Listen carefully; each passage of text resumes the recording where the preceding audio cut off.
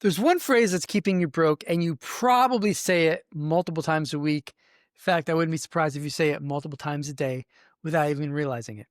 My name is Michael Elsner, and today I'm about to share the self-talk pattern that programs your brain for poverty. I'm going to share the mindset shift that transformed my own relationship with money, and we're going to talk about the one question that literally rewired my brain to find solutions instead of excuses.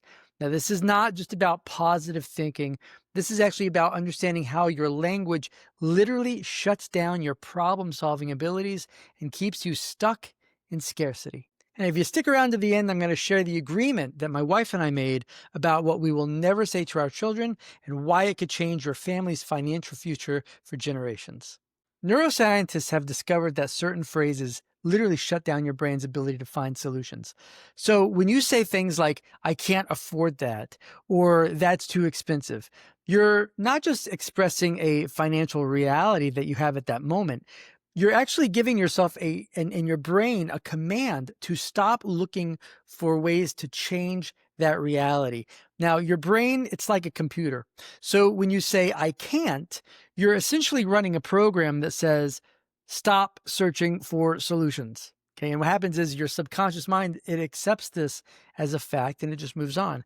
But here's actually where this gets fascinating.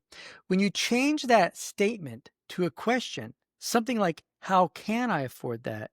You activate what psychologists call the solution-focused mindset.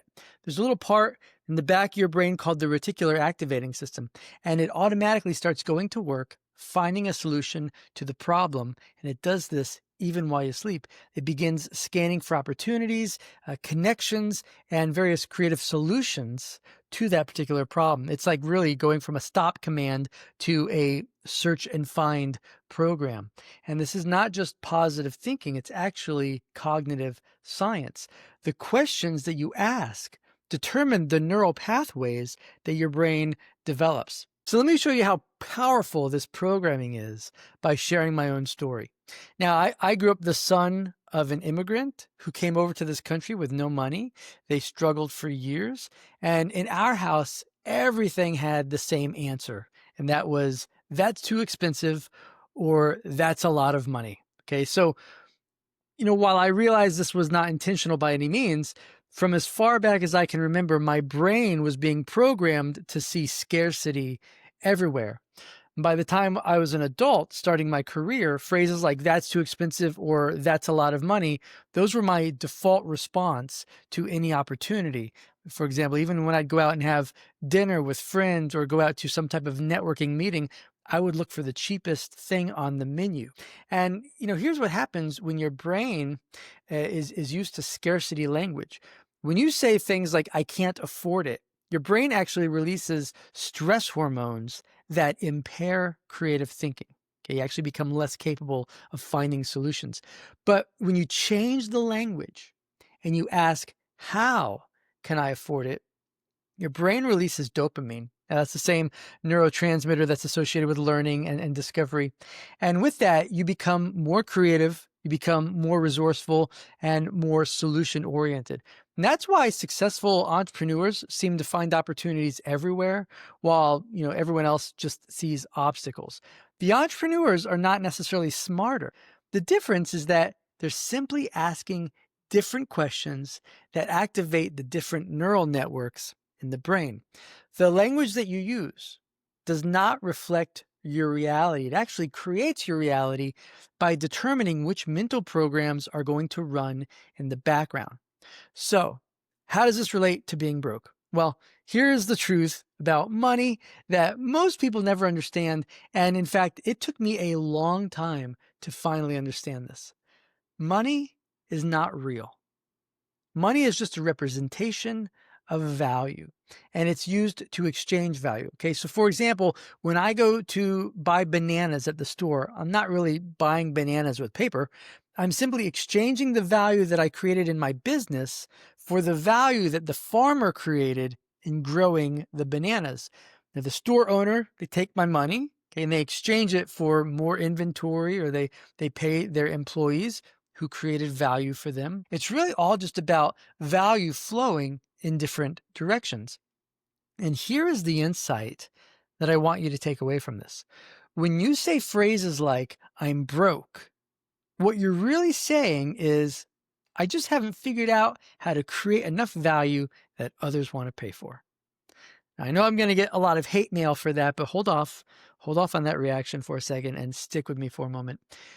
When you reframe that statement, everything can change for you, just like it did for me. So instead of being a victim of circumstances, aka I am broke, you actually become the architect of solutions. Okay, instead of focusing on what you lack, you get to focus on what you can create. The question will shift from why don't I have money or why can't I get money to what value can I create that people will actually pay for. Now, Zig Ziglar said you can have everything you want in life if you will just help other people get what they want. So, what value can you create that people will pay for? Now, here's something that completely changed my relationship with money. And that was simply understanding that the dollars in your wallet are what economists call fiat currency. The word fiat means by decree. Okay, so these pieces of paper with ink on them, they only have value because the government says they do. They're not backed by anything tangible or anything valuable like gold or any type of precious metal, right? They're essentially IOUs that can lose value overnight. They're pieces of paper with ink on them. And when I was struggling financially, I treated every dollar like it was precious. I was afraid to spend money because I saw every dollar as scarce and valuable. But once I understood that dollars, that money, is just a tool for exchanging value and that their purchasing power actually decreases over time, everything really started changing for me. I stopped hoarding this fake currency and I started using it to invest in real assets. And those include knowledge, skills, relationships, businesses, and of course, property. Okay, these are all things that appreciate over time instead of depreciate. Wealthy people understand this because they know that money simply represents an exchange of value. Business is simply the exchange of value. Wealthy people do not save money. They convert money into assets that generate value. So let me give you a real-world example of how this mindset shift works.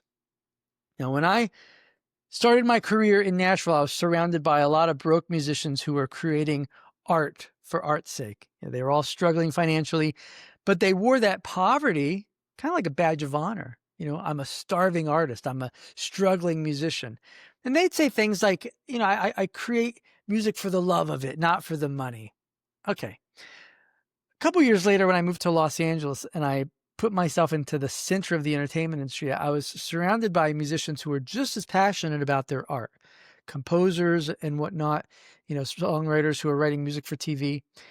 They understood the value equation. They asked different questions.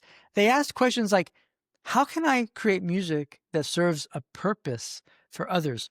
What does the market need that I can provide? Or how can I turn my passion for music into value in the entertainment industry? Now, these musicians, they weren't selling out. They were actually scaling up. They were taking their talents and they were finding ways to serve others while doing what they loved. Now, the music that I created for TV shows, films, and commercials, it generated some good money. It generated that money because it served a specific need in the marketplace. It's the same passion, same skills as all the other starving and struggling artists. The only difference was I asked different questions. Now, here's one final insight that I want to give you about value and money. And that is, people do not value what they get for free. When I first started teaching music licensing and sync licensing, I would spend hours, hours, giving away free advice to musicians. And I thought I was being generous, but I was actually doing them a disservice.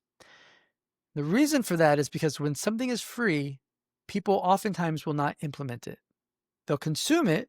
They'll maybe feel good about learning something new, but very rarely will they take action. But when I started charging from my expertise, something magical happened. Musicians not only paid attention, but they actually got results.